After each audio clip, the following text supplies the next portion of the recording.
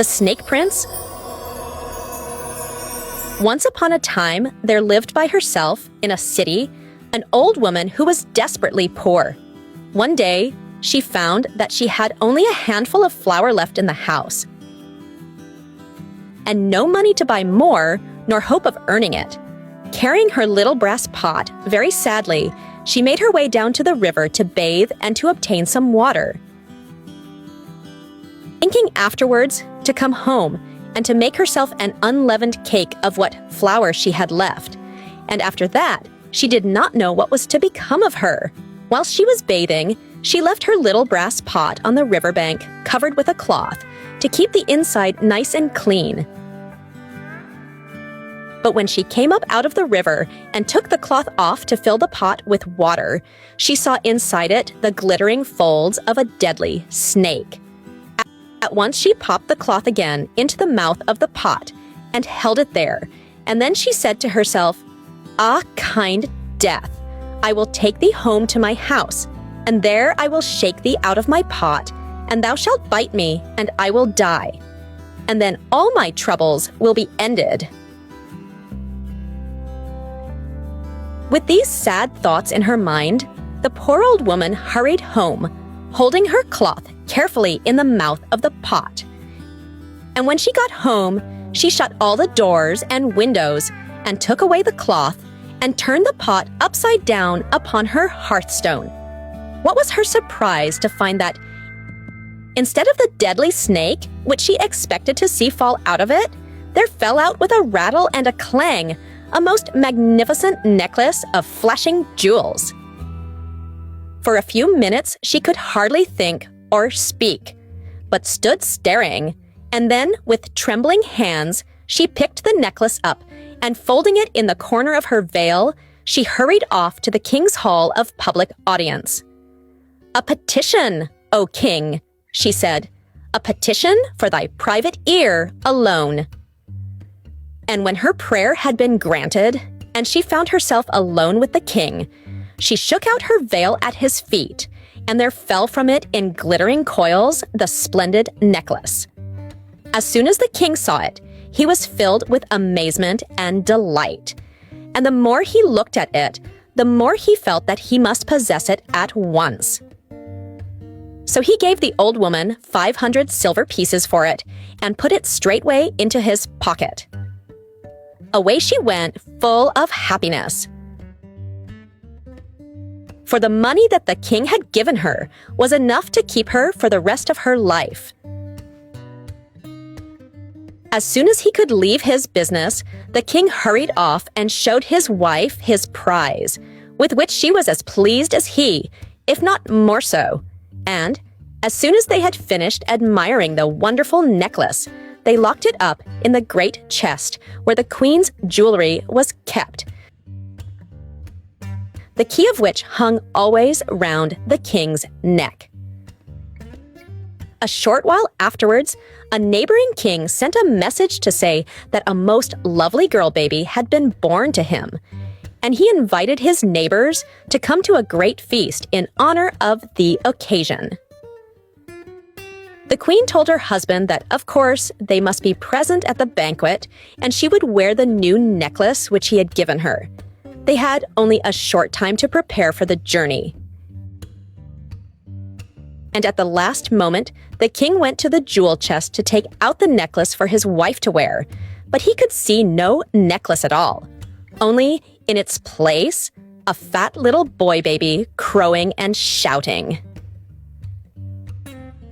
The king was so astonished that he nearly fell backwards, but presently he found his voice and called for his wife so loudly that she came running, thinking that the necklace must at least have been stolen. "Look here! Look!" cried the king. "Haven't we always longed for a son? And now heaven has sent us one." "What do you mean?" cried the queen. "Are you mad?" "Mad? No, I hope not," shouted the king, dancing in excitement round the open chest. "Come here and look. Look what we've got instead of that necklace." Just then, the baby let out a great crow of joy, as though he would like to jump up and dance with the king. and the queen gave a cry of surprise and ran up and looked into the chest. "Oh!" she gasped as she looked at the baby. "What a darling! Where could he have come from?" "I'm sure I can't say," said the king. "All I know is that we locked up a necklace in the chest, and when I unlocked it just now, there was no necklace, but a baby, and as fine a baby as ever was seen." By this time, the queen had the baby in her arms. "Oh, the blessed one!" she cried. "Fairer ornament for the bosom of a queen than any necklace that ever was wrought.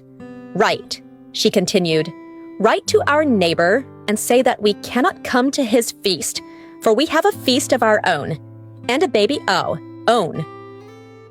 Oh, happy day! So the visit was given up, and in honor of the new baby, the bells of the city, and its guns, and its trumpets, and its people, small and great, had hardly any rest for a week. There was such a ringing, and banging, and blaring, and such fireworks, and feasting, and rejoicing, and merrymaking as had never been seen before. A few years went by, and as the king's boy baby and his neighbor's girl baby grew and throve, the two kings arranged that as soon as they were old enough, they should marry. As soon as the prince and princess were 18 years of age, the kings agreed that it was time for the wedding, and the young prince journeyed away to the neighboring kingdom for his bride, and was there married to her with great and renewed rejoicings.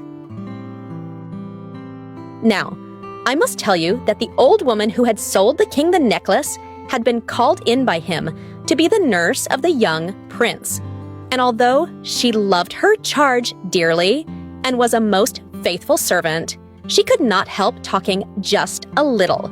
And so, by and by, it began to be rumored that there was some magic about the young prince's birth. And the rumor, of course, had come in due time to the ears of the parents of the princess. So now that she was going to be the wife of the prince, her mother, who was curious, as many other people are, said to her daughter on the eve of the ceremony, "Remember that the first thing you must do is to find out what this story is about the prince. And in order to do it, you must not speak a word to him, whatever he says, until he asks you why you are silent. Then you must ask him what the truth is about his magic birth. And until he tells you, you must not speak to him again." And the princess promised that she would follow her mother's advice. Therefore, when they were married and the prince spoke to his bride, she did not answer him. He could not think what was the matter, but even about her old home, she would not utter a word. At last, he asked why she would not speak, and then she said, "Tell me the secret of your birth." Then the prince was very sad and displeased, and although she pressed him sorely, he would not tell her, but always reply, "If I tell you, you will repent that ever you asked me." For several months they lived together, and it was not such a happy time for either as it ought to have been, for the secret was still a secret, and lay between them like a cloud between the sun and the earth, making what should be fair, dull, and sad. At length the prince could bear it no longer. So he said to his wife one day, "At midnight I will tell you my secret if you still wish it, but you will repent it all your life." However, the princess was overjoyed that she had succeeded and paid no attention to his warnings. That night the prince ordered horses to be ready for the princess and himself a little before midnight. He placed her on one and mounted the other himself, and they rode together down to the river to the place where the old woman had first found the snake in her brass pot. There the prince drew rein and said sadly, "Do you still insist that I should tell you my secret?" And the princess answered, "Yes." "If I do," answered the prince, "remember that you will regret it all your life." But the princess only replied, tell me." "Then," said the prince, "know that I am the son of the king of a far country, but by enchantment I was turned into a snake." The word snake was hardly out of his lips when he disappeared, and the princess heard a rustle and saw a ripple on the water, and in the faint moonlight she beheld a snake swimming into the river. Soon it disappeared, and she was left alone. In vain, she waited with beating heart for something to happen, and for the prince to come back to her. Nothing happened, and no one came.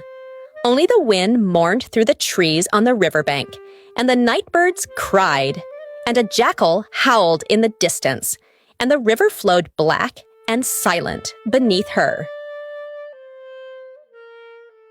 In the morning they found her, weeping and disheveled, on the riverbank. But no word could they learn from her or from anyone as to the fate of her husband.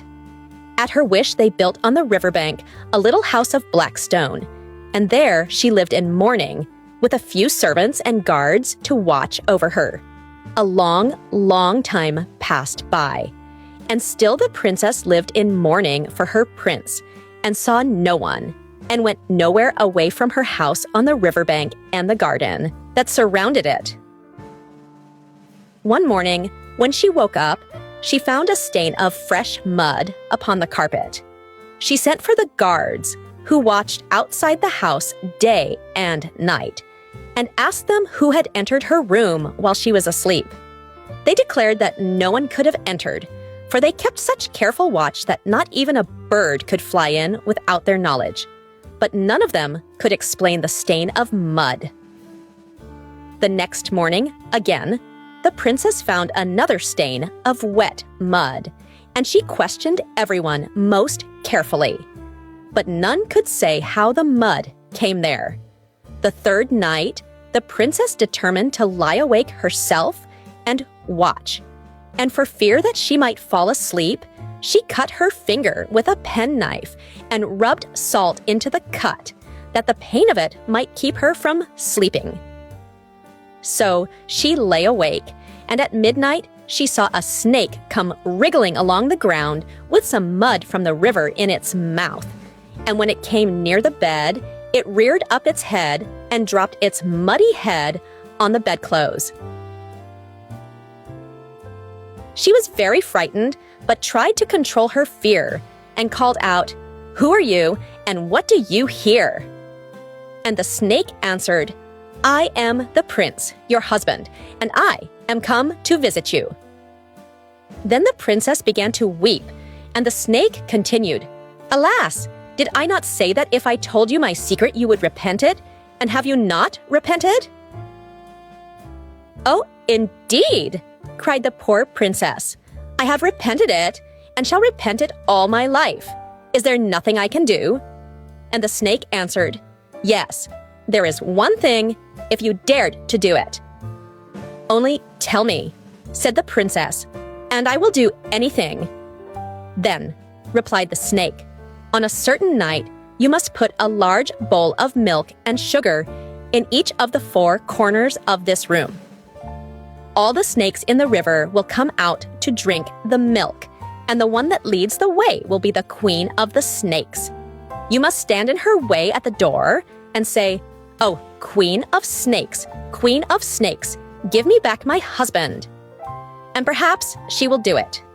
But if you are frightened and do not stop her, you will never see me again." And he glided away. On the night of which the snake had told her, the princess got 4 large bowls of milk and sugar, and put one in each corner of the room, and stood in the doorway waiting.